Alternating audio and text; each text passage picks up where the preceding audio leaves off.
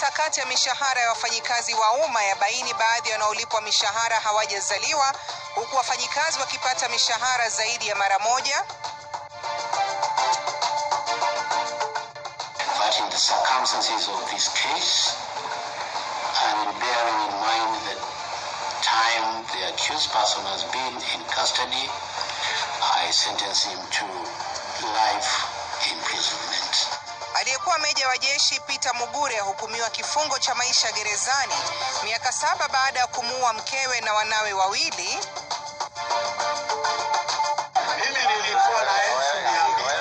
IEBC ampiga faini ya milioni 2.5 mbunge Gikaria kwa tuhuma za kuwahonga wapiga kura Olkalau. Zaidi ya polisi 1000 wakiwekwa kwenye doria ya uchaguzi. Wanawake wenzangu popote walipo, na wahimiza wakishika taaluma ama njia fulani ni lazima wawe na bidii.